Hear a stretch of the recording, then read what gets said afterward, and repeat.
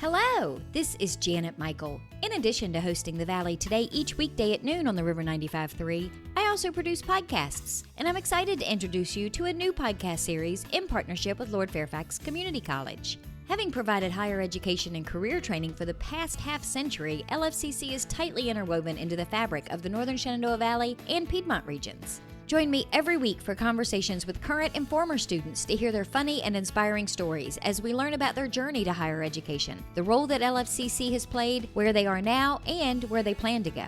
We'll also talk to current and former professors about their experiences and best memories of LFCC over the past 50 years. Get every single episode as they're released on our website at theriver953.com under the podcast tab, or you can subscribe for free in Apple Podcast, Google Podcast, on Spotify, Amazon Music, wherever you listen to podcasts. Just search for LFCC Stories.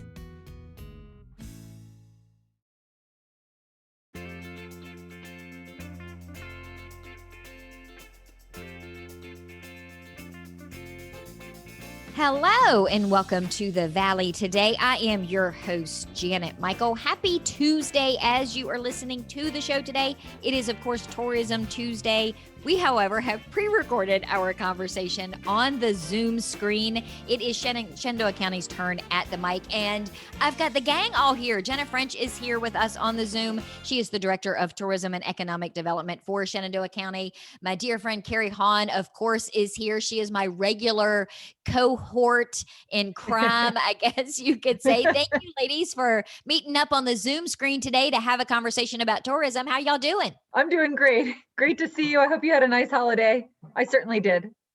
Well, I bet you did, because you told me you took a break from email. That's like the greatest thing on ever. I'm totally wish I could do that. It wasn't easy. So Jenna, how are you doing? You've got the kids are at home in Shenandoah County, where they were off because of the Christmas holiday break, but are they virtual learning or are they in-person learning these days? Mine are at an age where they're a hybrid. And so they go back in person on Wednesday, but we will see. As of right now, they're supposed to go back in person on Wednesday. And sadly, we had a little babysitter snafu this morning. So I am working from home right now. So if you hear some chatter in the background, that is my kids. Although right now I've sent them out to the trampoline to get some energy out and hopefully keep it quiet in here. I have not given a warning recently because they've been so good. Now I'm going to jinx myself. But I used to give the warning when we first got the puppies a couple of months ago, that if you hear some kind of crazy, chaotic stuff going on behind me, it's just pandemic puppies, and they'll be quiet after a while. But I've learned to schedule my recordings around when they're going to be taking their naps shortly after they eat. So I have figured out the scheduling end of that. But I'm excited because we have a newbie that's going to be having a conversation with us today. Andrew is with us on the Zoom screen from Bryce Resort. Andrew, welcome to the show. Thanks for having me. It's great to be here. So Bryce Resort has got to be one of the happiest places on earth these days. Aside from the cold weather and the little bit of real snow we got, it's someplace people can go be outside and leave all of their cares and worries behind. Yeah, definitely. We've been super busy the past couple of weeks, which we're thankful for. I think, people are definitely realizing that they can work remotely and also get out and ski and enjoy it a little bit. Conditions have been great for us the past couple of weeks. We've been getting some fresh snow, and we've had cold enough temps to be able to lay down a good base. So we're doing well up here. And I think sometimes that's a misconception among people, is they think since you can make snow whenever, but you're still dependent somewhat on the actual temperature to cooperate with you before you make any snow, right? Definitely. Yeah, it's not super easy. It definitely requires kind of the perfect storm for us, of cold temps and the right level of humidity, or the dew point. I'm probably not the expert on that, but well, there's a whole science behind it, I understand. Yeah, exactly. There's definitely a bit of a science to it. And I had this very debate with my husband while riding up the chairlift there actually last week, because I remembered Jackie talking about it in the past, and Tripp was insistent, no, if it's cold, they can make snow. And I'm like, nope, it's not that simple. Right. Yeah, it's a little more complex than that. And, they have to be kind of choosy, because if you make snow on the wrong night, then it can produce some pretty bad conditions for the next day. So Andrew, give me a rundown of all the different activities that people can do when they come to Bryce. Yeah, so obviously skiing and snowboarding. Those are the two main ones. We have all the rental gear that you'll need. We have a great ski school and snowboard school as well. That's definitely what this mountain is known for. We also have snow tubing, which is one of our most popular activities up here. Tends to sell out on the weekends. And we added ice skating last year as well. We have a small rink next to the bottom of the tubing hill. So that was a great feature to add last year, and that's up and running for us too. Oh, I bet you guys have all kinds of people up there for the snow tubing, because that's something even I could do that I don't have to learn how to do, because you just have to know how to sit and I guess steer to a certain degree. How does snow tubing work? There's really no effort involved, which is what's great about it. You can just kind of sit down and enjoy the thrill ride that it is. We set you up on the top of the hill, help you get in your tube, and then one of the tubing attendants will give you a nice hard shove to pick up speed down the hill. And there are kind of banked walls on the side of it so that you don't really have to steer. You're just in it for the ride. Nice. Now, you mentioned at the a few minutes ago that people have learned that they can work remotely and still enjoy their afternoons. So, because people can stay at Bryce, it's not a just come for the day and do an activity type of place. That's correct. Yeah. We don't control any of the lodging in the area. We don't own any of that. But there are plenty of outside vendors that have condos, or there's a lot of Airbnbs. There are plenty of properties in the area that you could rent for a week or so and stay here and really get the most out of your trip. And they seem to get booked up pretty quickly. So. Kary and I talk about coming up and just sitting in the lodge where it's warm and toasty and having a hot toddy of sorts. Yeah. We still haven't been able to put that into our schedule though, have we, Kary? No, we haven't. So yeah, when we get through this, we can go and be indoors and relax a little bit in public. I'm ready. So what has the impact of COVID been on you guys at Bryce, Andrew? I mean, have you seen an increase because so much of it is outdoors? I assume you've got safety precautions for all of the indoor stuff that happens. Yeah. We anticipated an increase in traffic this year based on what we saw this summer at the bike park. I think, our attendance probably tripled this summer just because people are looking to get outside. People have the opportunity to kind of escape the cities. So we saw an influx of people here, and we prepared with a lot of the precautions that every other place is taking. We actually communicated with a lot of other resorts in the area to see, like, what are you guys doing that, can we keep this consistent among other resorts so that if people are hopping around, they are used to the same protocols. So we're really pushing booking in advance online. We're not taking walk-up sales. And this eliminates the card transaction that can take place at the resort. It also allows us to prepare properly for, setting up rentals, setting up lessons for people. And we require a 14-hour in advance booking for those things. So we can have the rentals ready for when you show up, and we have your instructor ready for you. You show up, go through the process, and you're out on the snow pretty quickly.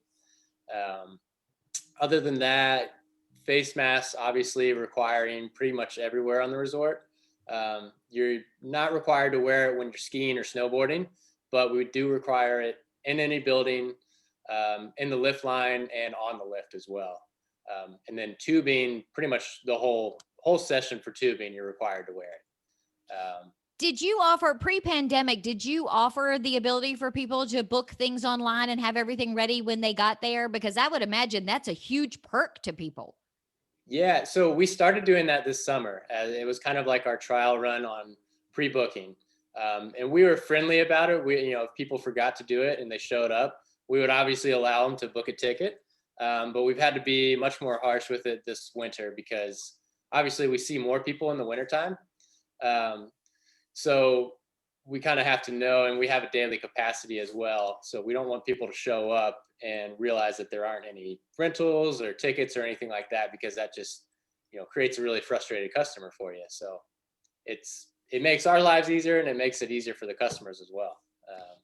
Do you think that's something that you'll keep even after we get out of the woods, so to speak, that giving people that option?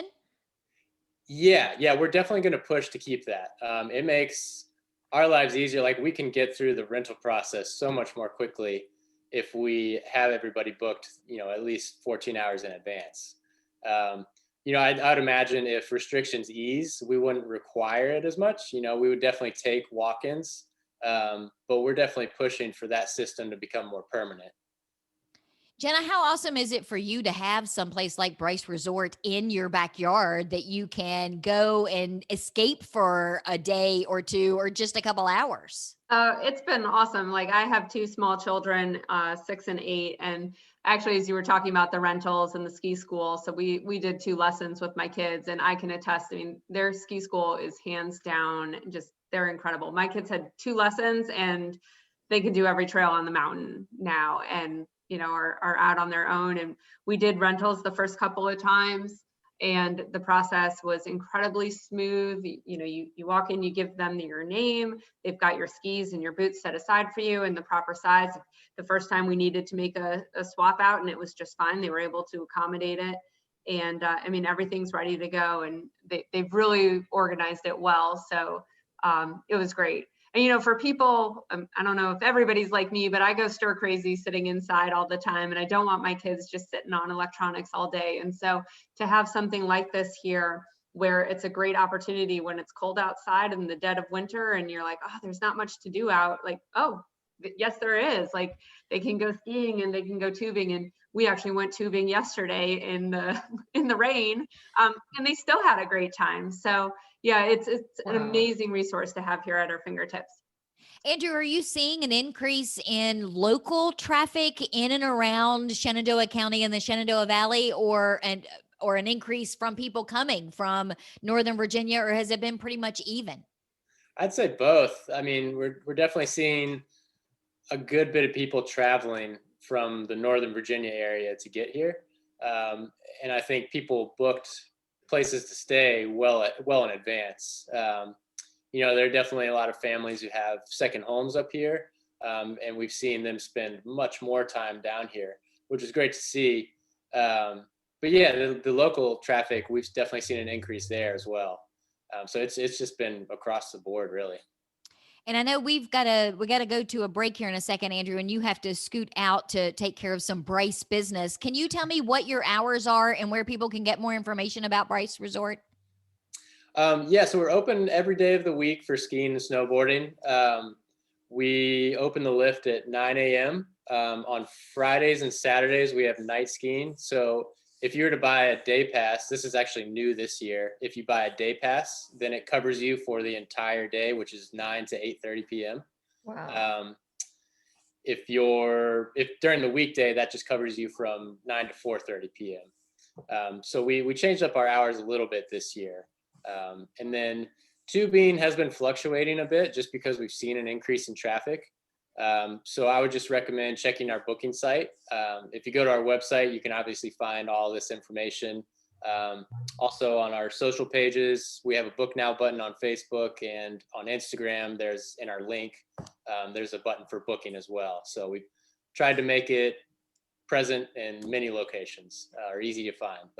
And what is your web address? It's just bryceresort.com. Awesome. That's easy enough to remember. Yeah. Well, let's take a quick break. When we come back, Jenna, Kary, I know you guys are going to stick around for a little bit. Andrew, thank you for spending a little bit of time with us to give us the rundown on what's happening at Bryce Resort. I appreciate it. Yeah, thanks so much for having me. We'll be back in a couple of minutes and continue our conversation with Jenna French and Kary Hahn from Shenandoah County Tourism in just a couple of minutes. Got a financial decision to make or a goal to reach, but you don't know where to start? You've come to the right place. Introducing Quick Money Chats with the Northern Shenandoah Valley Financial Education Program. Visit tinyurl.com/quickmoneychat to schedule a virtual chat with a staff member or trained volunteer. We won't tell you what to do, but we will give you the tools you need to choose wisely. And because Virginia Cooperative Extension is part of Virginia Tech and Virginia State, your land-grant universities, you can be sure that our information is credible and trustworthy. And you'll know that we aren't trying to sell you something. Maybe you want to improve your credit score, or reduce your banking overdraft fees, or even figure out if you can afford to buy that car. Sorting through tons of information on the internet can be overwhelming, and sometimes it can be hard to know who to trust. Schedule a quick money chat and get the information you need to take action. Go to tinyurl.com/quickmoneychat and get financial education personalized for you.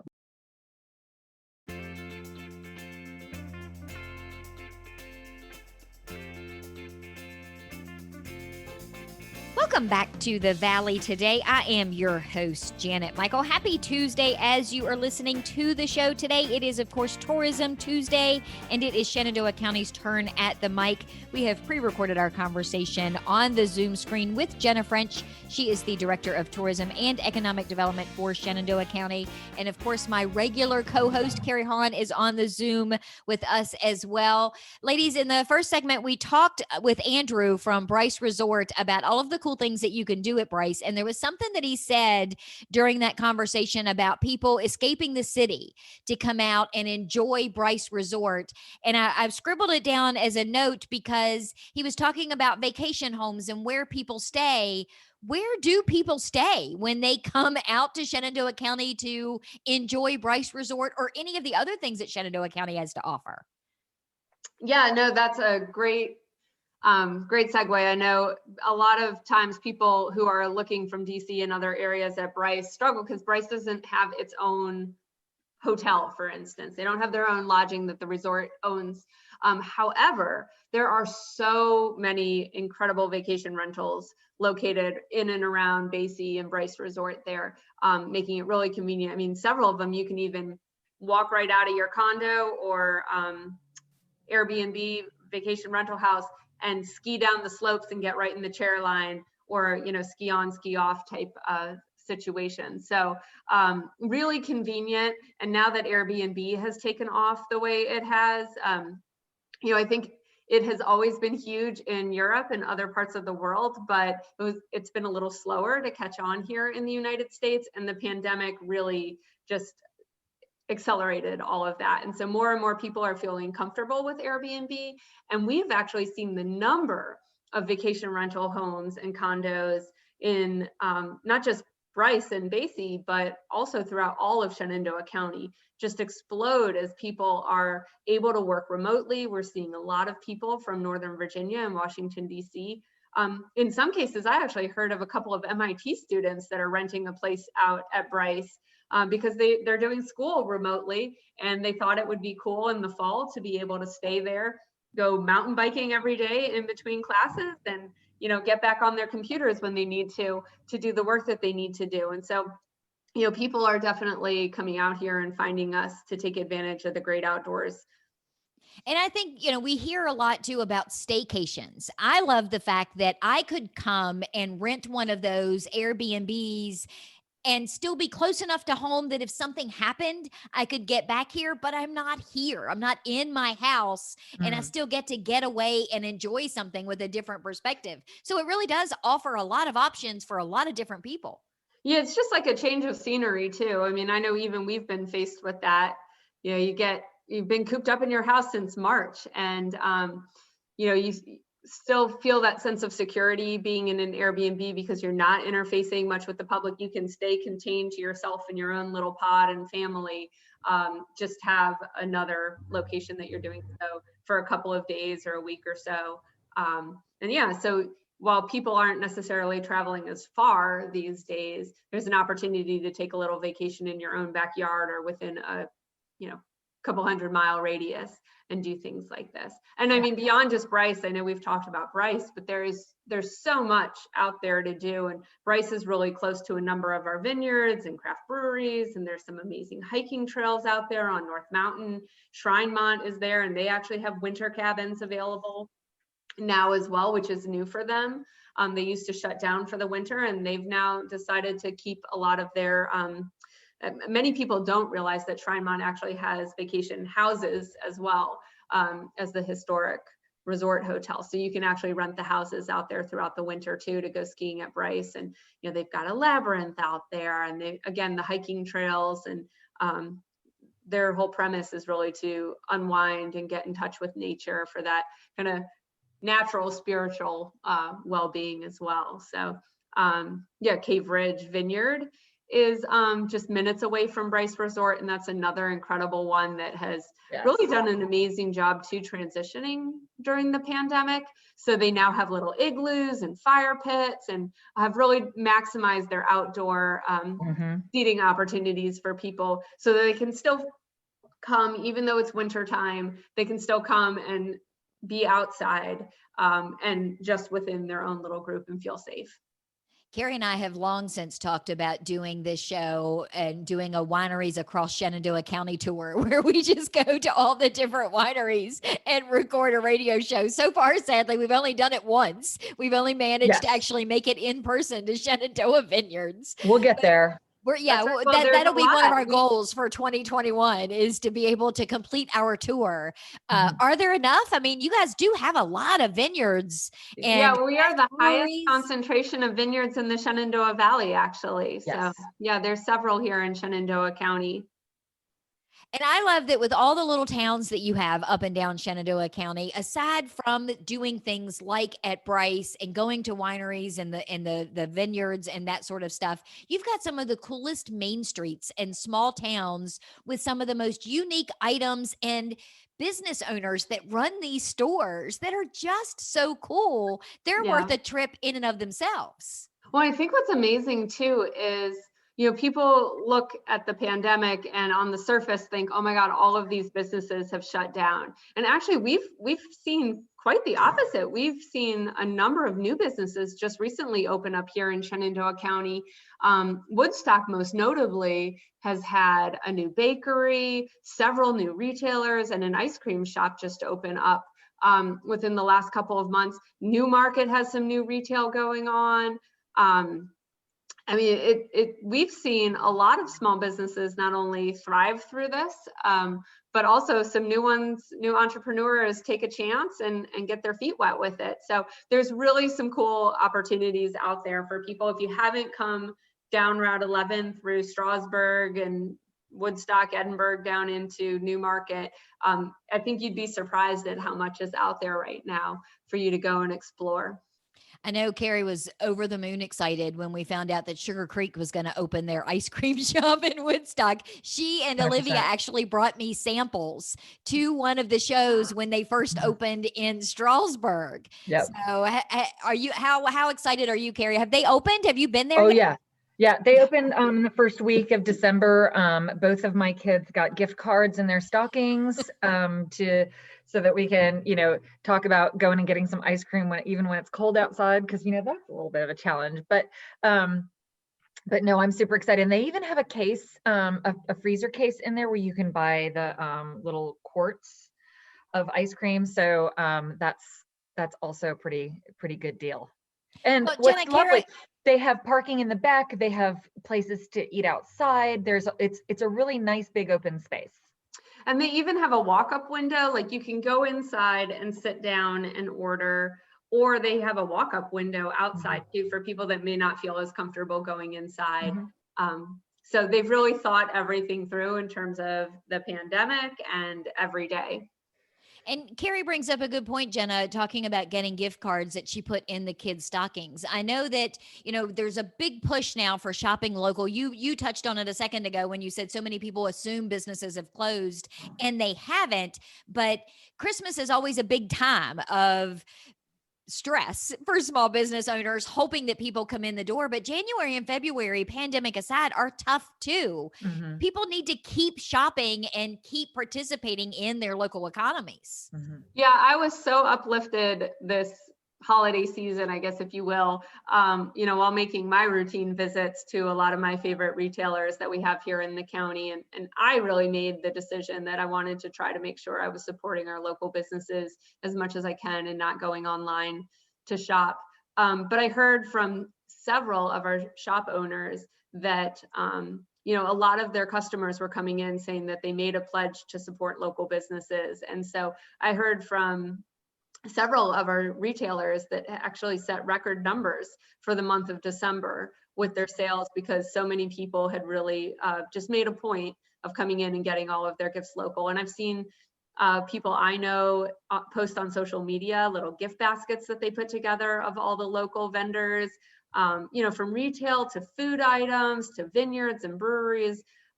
It's really great. But you bring up a good point. I mean, traditionally in retail, January and February are always slow months. You're dealing maybe with returns coming in from the holidays, and then it's just slower. People have shopped themselves into exhaustion. And the weather isn't always great. Yeah. And so, I think it's worth remembering that while there's Small Business Saturday in November and this whole notion around shopping small during the holidays, that doesn't just go away on December 26th, that's really something that we can all do to support our own local economies throughout the entire year.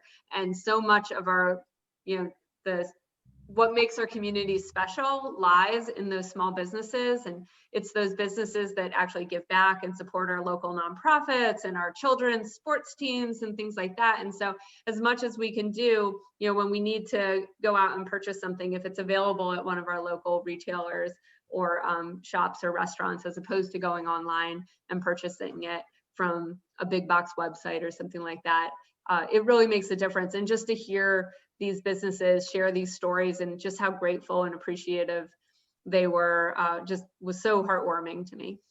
I'm glad to see during the pandemic, I've seen so many small businesses that didn't previously, but now offer gift certificates and gift cards and things like that. Because I think too often when we need to pick up a last minute something, or we want to say thank you to somebody, we do go online instead of thinking, you know what, I'm just going to pick up a gift card at Woodstock Cafe, or I'm going to run to somewhere and get something that I can give them as a quick gesture and shop local. You can do both of those things and make a really big impact in your community's economy.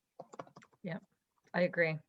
Yeah, my kids got a lot of gift cards, just, and from local places, like, the Flower and Water is a new bakery in town. And I just know that, so I have teenagers, and, it's just a nice opportunity for them to like meet up with a friend and have a cup of coffee, or they can meet up with a friend and get an ice cream or get a sandwich. And so they really enjoy having those gift cards available to them. Because it's their money without it being their money. And Kary mentioned the new bakery. So Flower and Water, yeah, it's a new bakery on Woodstock. But a lot of times when you think of bakery, like, okay, cookies and cakes and stuff, and they have that, but they also are like fresh baked artisan breads. And they have the most amazing croissants that I have ever had. And I am not normally a croissant person, but I am addicted to these and have to go in. Like, I have to hold myself back from going in every morning before work, because I will weigh 200 pounds by the time it's all done. But they have these like chocolate cream filled ones with meringue that's then like toasted on the top. And I'm telling you, it's like a cream puff on steroids. And that sounds like so amazing. So yeah, it's worth a trip to Woodstock just to get a croissant from there. So we've got to wrap up in a second, but where are they? So tell me, where is Flower and Water, and where did the ice cream shop open, Kary? So Flower and Water is across the street from the Woodstock Cafe, just a little bit south of the courthouse on the west side of the road. It is where the old Joe's Steakhouse used to be, if people are familiar with that. But the building is very different now. It's light blue. And it's really pretty. And I just wanted to say about not being a very typical bakery. Like, it's not just like cases of cupcakes. It is like beautiful savory breads that they put out. I mean, and then sometimes like their croissants will even have like some kind of savory lunchy item, like a roasted butternut squash with feta or something like that. So you can get the sweet things there, but expect to go and find like your bread for like a really beautiful dinner that you want to have, like a really nice crusty bread. My favorite so far has been the caramelized onion bread. Oh my goodness. So that aside, so that's where that is. And then on the south end of town is where the Sugar Creek is, also on the west side of Route 11. And it is just across the street from a little gas station that is down there on the south end of town as well. So easy enough to find. I'll put links because I know they both have websites or Facebook Yes, pages. So I'll put right. links in the show notes page. And Flower and Water is a light blue, and the Sugar Creek building is a pistachio green. Yeah, you can't miss them. They're both can't within miss the either same of block them. of one another, and the colors alone. Well, thank you, ladies, for meeting up with me on the Zoom screen for Tourism Tuesday today. I appreciate both of you coming. Thank you for having us. Yeah, thank you. It's great to see you again. Well, virtually see you. I will be back tomorrow. It is the Valley Business Today with Nikki Kales from the Front Royal Warren County Chamber of Commerce. Jim Martin from SCORE is going to be joining her, and we're going to be talking about some business advice a little bit along the lines of what we've talked about here today. Meet me back here tomorrow, just a few minutes after noon, and I will have that show ready to go for you.